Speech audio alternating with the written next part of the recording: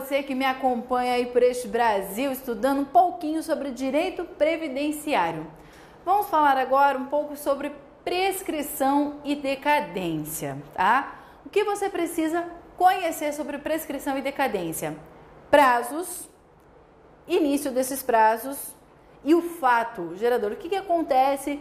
Qual é o início para este prazo de decadência ou de prescrição? Primeiramente, falar rapidamente o que é prescrição e o que é decadência. Você vai ligar a prescrição com o direito processual, com o direito de ação, de agir. Então, processo. O direito, o INSS entrar com uma ação na justiça, vamos falar prescrição. Você entrar com uma ação contra em desfavor do INSS na justiça, vamos falar de prazo de prescrição. É o direito de exigir, de ter uma ação. Enquanto a decadência é perder o direito em si ou constituir um direito. Vai estar ligado com o direito material, tá ok? Então, essas são as principais diferenças entre prescrição e decadência. Você, meu querido, não precisa se aprofundar neste tema. O que você precisa conhecer é o fato, quando é uma questão de decadência, quais são os inícios deste prazo e qual é o prazo. É 5? É 10? É 2? Você só precisa conhecer isto. Então, segue a tabela que está no seu material, que não tem segredo. É aí que vai aparecer. Assim que vai aparecer, vai ser cobrado no seu concurso. Perfeito? Então, vamos falar primeiro, então, da decadência. Pode aparecer também como caducidade, tá ok? Então, primeiros prazos que a gente vai ver são os prazos da Receita Federal, da Secretaria da Receita Federal de constituir seu crédito se houver pagamento de tributo, tá? E da Secretaria de constituir seu crédito se não houver o pagamento nem declaração do tributo. Opa, como assim o crédito? Rapidamente, pensa na seguinte situação. Você é contribuinte. Você é o sujeito passivo. Você, como contribuinte individual, profissional liberal, exerce sua atividade por conta própria. Você é o sujeito passivo da obrigação tributária. Você é obrigado a pagar a contribuição social. A Receita, ela vai ser a credora, ela que pode exigir de você essa contribuição. Ela é sua credora e você é o devedor. Então, ela vai ter um prazo para constituir o crédito. Se houve o pagamento, não foi correto, ou se não houve o pagamento ou qualquer declaração de tributação, tá ok? Calma, não se apavore, também não precisa ficar se preocupando com tanto conceito tributário, tá ok? Cuidado aqui. A lei, ela vai trazer um prazo diferente, mas nós tivemos uma súmula, a súmula vinculante 8, que tornou os artigos inconstitucionais, que previam 10 anos. Agora, estes prazos aqui, a gente vai ter reduzido para 5 anos para a constituição do crédito. Então, pensa na seguinte situação, você como contribuinte individual não pagou a sua contribuição. A Receita, ela vai ter o prazo de 5 anos para poder constituir este crédito. Isso é, opa, o fulano de tal não pagou e ele está me devendo. Depois ela pode ter um outro prazo para efetivamente cobrar, exigir de você, até mesmo judicialmente. Aí já vai cair para um prazo de prescrição. Quando que se inicia a contagem deste prazo? Aqui na primeira situação da ocorrência do fato gerador. Eu exerci a atividade, existiu o fato gerador. E o fato de eu exercer atividade remunerada, estar exercendo uma atividade, um trabalho e existir a remuneração, aí está o fato gerador da contribuição, tá? Ou então de uma decisão definitiva administrativa. E no segundo ponto, do primeiro dia do exercício seguinte, em que o lançamento poderia ser efetuado. Presta atenção. Primeiro dia do exercício seguinte. Você devia em 2008, tá? Em 2009, uma tributação. O exercício seguinte é o ano posterior, tá ok? Então, toma cuidado com isso, tá? Seguinte, então, efetuado também, 5 anos ele tem para poder constituir. Falar, opa, é o meu direito, deve ser pago esse tributo, tá ok? Então, formalizar isso. Passou esses 5 anos, perde-se o direito de falar que tem um crédito para receber, que você é devedor, que você está devendo, tá ok? Outros fatos, né? Prazos decadenciais. Então, temos um terceiro ponto que é pleitear a anulação de decisão que denega restituição.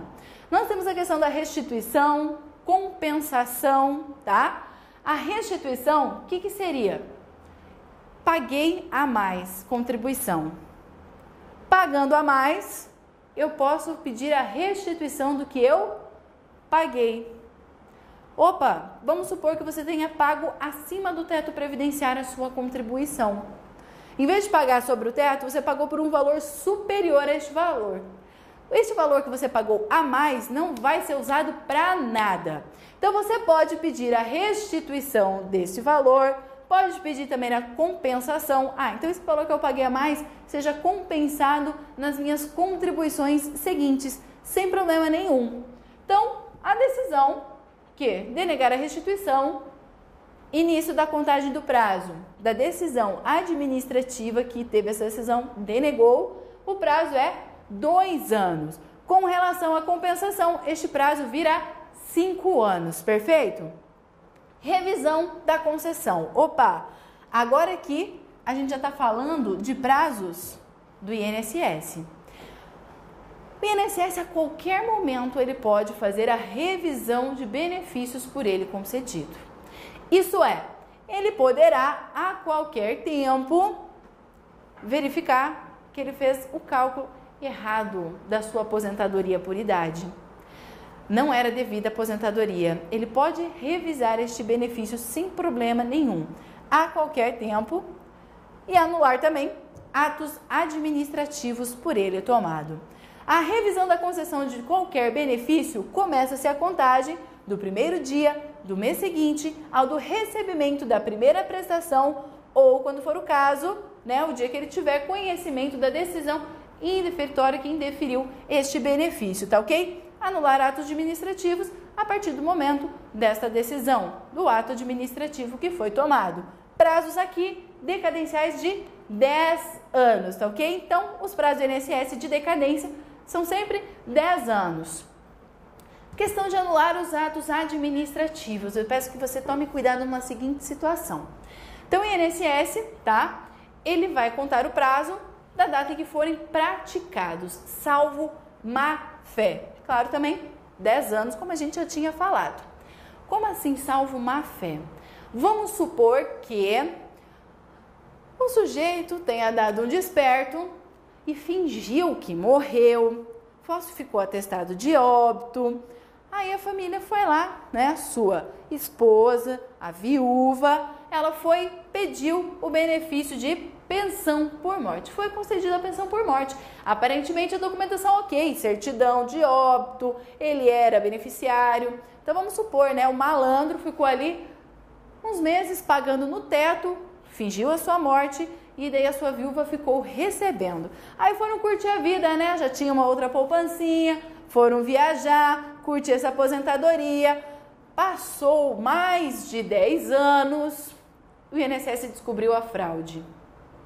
A utilização de má-fé para concessão do benefício.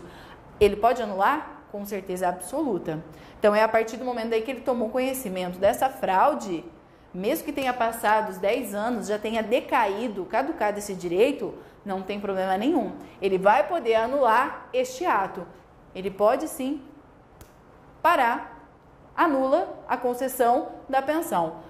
Pode processar eles depois? Claro que pode. Pode pedir a restituição dos valores que eles receberam por ter feito uma fraude. Infelizmente, uma situação constantemente que a gente vê aí no INSS, muitas fraudes previdenciárias. Perfeito? Então, visto esses prazos decadenciais, segue a tabela que é sucesso garantido. Vamos falar um pouquinho da prescrição? Me acompanhe. Então vamos falar um pouquinho agora do prazo de prescrição. É mais simples ainda para gravar. Prazo de prescrição, 5 anos para o que a gente vai tratar aqui. Então, aqui vem uma ação, um direito de ação, de exigir, forçar realmente o pagamento, por exemplo, da contribuição. Então temos aqui o fato gerador para a Secretaria da Receita Federal do Brasil cobrar aqueles créditos previdenciários devidamente constituídos. Opa, então pera lá. Ela tem 5 anos para constituir o seu crédito. Depois de constituído, vem mais um prazo de 5 anos para ela exigir o pagamento, para ela exigir a cobrança, cobrar efetivamente este crédito, seja do contribuinte, das empresas, no geral. Aqui o início vai diferenciar. Pode ocorrer a impugnação com relação a esta cobrança. Então, é um direito do contribuinte de questionar, achar que não é bem aquele valor, questionar o que está sendo cobrado, a atualização monetária que tenha sido realizada, é um direito do contribuinte. Então, nós vamos ter duas situações para início deste prazo de 5 anos. Quando ocorrer a impugnação ou se não ocorrer essa impugnação. É um questionamento, tá? Um direito, vamos dizer, de recurso que o contribuinte tem. É o último recurso que ele pode lançar a mão. Falar, não concordo. Beleza, foi constituído, tá falando que eu estou devendo 100 mil, mas eu acho que não é 100 mil, não. E demonstrar isso e fazer esse recurso, essa impugnação. Então, se ele impugnar o prazo, 30 dias para ele efetuar essa impugnação, para ele questionar essa cobrança, este débito, ele impugna, começa a contar, então para exigência, podendo até mesmo judicialmente ser cobrado, a data da decisão do final do recurso administrativo. Então é feito, é analisado, é julgado. Então da decisão final deste recurso, aí começa a contagem do prazo de 5 anos. Quando não ocorrer a impugnação, sem impugnação, aí é o pós-encerramento prazo do exercício desse direito de defesa, que será aqui 30 dias. O direito para ele impugnar. Passado 30 dias, o contribuinte ficou inerte, não tomou ação nenhuma, aí inicia esse prazo prescricional de 5 anos. E aí, passou prazo de decadência, passou prazo de prescrição, o que acontece? O direito não socorre quem dorme. Então, não teve a ação no momento devido, ela não constitui seus créditos no momento devido, não há mais o que fazer. Ela não cobrou aquele crédito devidamente constituído no momento devido, não tem o que fazer também, tá ok? Qual que é o segundo prazo de prescrição importante? Com relação a prestações vencidas ou restituições devidas pela Previdência. Claro que vai fazer o gerenciamento, Secretaria da Receita Federal do Brasil. A partir de que momento começa a contar este prazo? Decretada, data em que deveriam ter sido pagas toda e qualquer ação para haver prestações vencidas ou qualquer restituição ou diferença devida pela Previdência Social, 5 anos também. Segue essa tabela que não tem segredo, não tem erro. O prazo de prescrição fica muito fácil você lembrar. É 5 anos, tá ok? Diferencia um pouco com relação à decadência. Falou de prazo para benefício, com relação ao benefício, prazo decadencial é de 10 anos. Prazo prescricional, 5 anos, tá ok? Prazo para a Receita constituir os créditos, 5. Cobrar, 5 também, tá ok? Grava a tabelinha que está aí no seu material, segue ela que não tem segredo. Sucesso garantido se aparecer alguma questão aí de prescrição e decadência, perfeito? Vamos então para o próximo assunto. Vamos falar um pouquinho sobre obrigações acessórias. Então, nós temos as obrigações principais e temos obrigações acessórias. As obrigações acessórias, elas são prestações positivas, negativas, no sentido de fazer ou não fazer algo. São ações. Enquanto na principal é pagar a contribuição, por exemplo, qual que é a minha obrigação de contribuinte? Exercer atividade remunerada, sou filiada obrigatória, tenho a minha atividade profissional liberal, autônoma, sem vínculo nenhum, exerci atividade, eu estou filiada obrigatoriamente e devo contribuir. Essa é a minha obrigação principal, pagar. Porém, existem algumas situações que vai ter essas ações. Elas estão intimamente ligadas a essas obrigações principais. Para que possa cumprir com a obrigação principal, muitas vezes vai ter que se fazer essa acessória. Acessório acompanha o principal. Descumprimento é multa, considerado uma infração. Aí, o próprio Código Tributário Nacional prevê que no caso de não houver o cumprimento, não foram observadas essas obrigações acessórias, automaticamente ela já vai virar uma obrigação principal, vai ser aplicada uma multa, aí vira pecuniária, tem que pagar algo, vai pagar uma multa e é considerado uma infração. Então a lei, ela traz algumas situações que vão ser consideradas as obrigações acessórias, tá ok? Então nós vamos citar algumas dessas obrigações acessórias. Aonde você pode ler um pouco mais ainda sobre obrigações acessórias?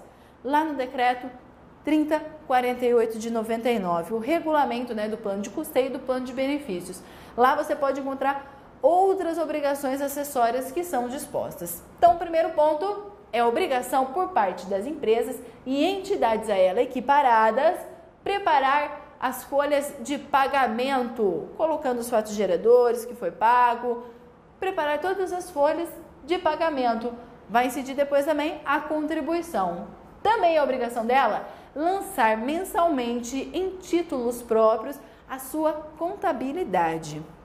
Lá vai estar os prestadores de serviços, fatos geradores, contribuições que foram efetivamente pagas e deverão ser pagas.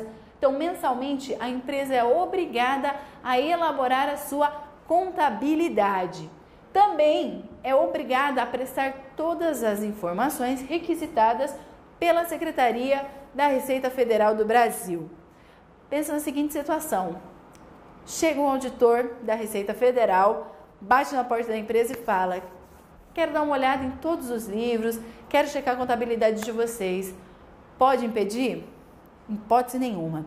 Ele tem todo o direito de entrar lá. Se ele achar alguma irregularidade ou qualquer impedimento, ele pode fazer o chamado lançamento de ofício. Ele já pode falar: ó, então não pude conferir, você está devendo tanto, né? Nós estamos aqui, achamos alguns conflitos, algumas situações, acho que você está devendo tanto. Não vamos entrando nessa questão, mas é obrigação da empresa prestar todas as informações que são solicitadas pela Receita Federal e permitir, inclusive, a entrada do auditor, que ele faça todo o check-up, leia, veja toda a documentação contábil da empresa.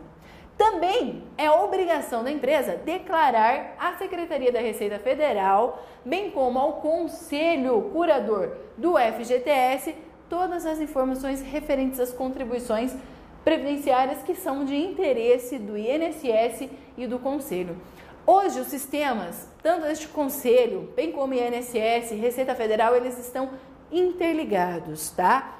Hoje, tá vindo tanto emaranhado, tá ficando tudo junto, misturando os sistemas. Eles vão cruzando informações.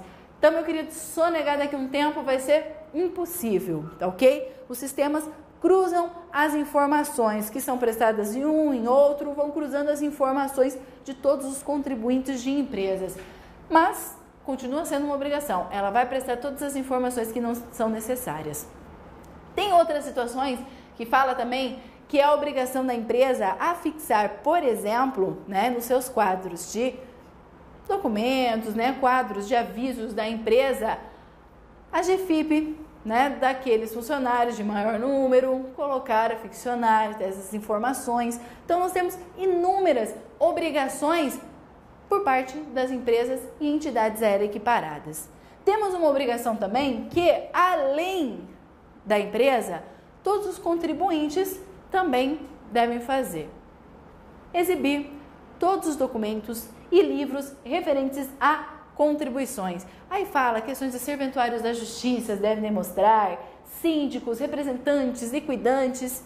Pensa o seguinte: serventias de justiça, lembra-se também cartórios. Então, por exemplo, uma obrigação hoje dos cartórios do nosso país é informar os óbitos que tenham ocorrido. Então, todo dia 10 do mês, ele informa se houve óbito ou não registrado e repassa todas as informações para o INSS, por exemplo, tá? Então, vai tendo um controle muito grande. Morreu? Suspende a pensão, né? Já tem a informação, suspende a pensão. Para ninguém mais ficar dando despertinho de faleceu ali, né, um idoso, pega o cartão dele, tinha a senha, ele não sabia ir no banco e continua recebendo os valores por esse idoso. Isso é fraude, né? Descoberto, a pessoa ainda vai responder a ação criminal por isso, tá? Então, eu também, como contribuinte, quando exigido, eu sou obrigada, sim, a demonstrar todos os documentos relativos, por exemplo, à minha contribuição. Eu, como contribuinte individual profissional liberal, eu demonstro minhas contribuições através da guia de previdência social. Carnezinho laranja, compra lá na livraria. Todo mês eu faço o preenchimento com relação salário de contribuição que eu oferi no mês, eu faço o recolhimento. Quando for requerer um benefício previdenciário, o INSS pode pedir para eu demonstrar as minhas contribuições, para que eu leve meus carnês para ele ver? Com certeza absoluta. Então, mostrar, exibir documentações, livros, qualquer documento que relate, tenha as informações referentes às contribuições, tá ok? Então vamos agora exercitar um pouco. Visto algumas obrigações? Dica, não deixa de dar uma passadinha lá no decreto, tá aí os artigos, né, que estão no decreto no seu material. E vamos agora exercitar um pouco. Me acompanha aí na tela. Quando a prescrição e a decadência em matéria previdenciária, assinale a opção correta. A. O prazo de decadência de todo e qualquer direito ou ação do segurado para a revisão de ato de concessão de benefício é de 10 anos, a contar do dia 1º do mês seguinte ao do recebimento da primeira prestação. B. A ação para ver prestações devidas pela Previdência Social prescreve em 10 anos, a contar da data em que deveriam ter sido pagas. C. O direito da Seguridade Social de apurar e constituir seus créditos extingue-se após 10 anos contados da data em que se tornar definitiva a decisão que houver anulado, por vício formal, a constituição de crédito anteriormente efetuado. D. Adequadamente constituído, o direito de cobrar o crédito apurado devido à Seguridade Social expirará em 15 anos. Estou falando sobre prescrição e decadência. Vamos dar uma analisada nas questões? Está corretíssima. O prazo para a revisão de benefícios é de 10 anos. Perfeito, prazo, o início, a questão correta. Mas vamos analisar qual é o erro das demais? A ação, para poder ter as prestações devidas, ela não prescreve em 10 anos, e sim em 5 anos. Por isso ela está incorreta. O direito para a Secretaria da Receita Federal apurar os seus créditos, bem como constituir, é de 5 anos e não de 10 anos, como está falando ali a questão. Portanto, incorreta.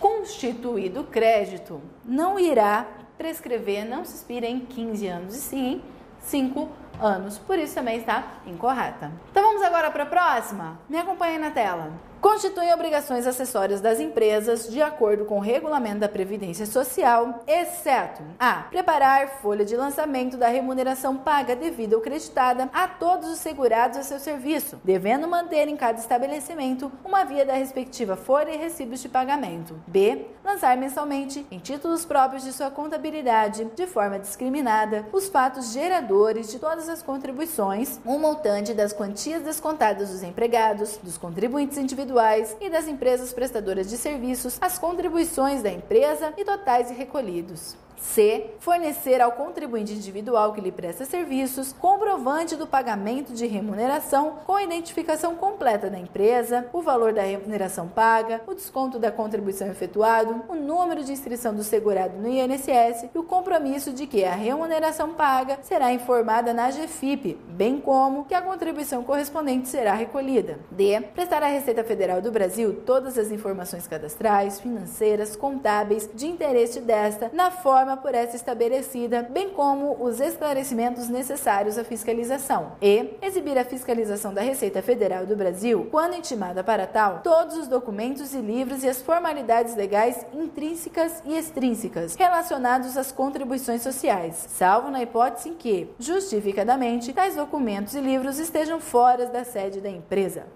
Então a questão copia e cola texto de lei, isso é, pegou o artigo, pegou lá os dados do regulamento, do decreto e simplesmente jogou na questão e pediu para você qual que não constitui uma obrigação acessória da empresa.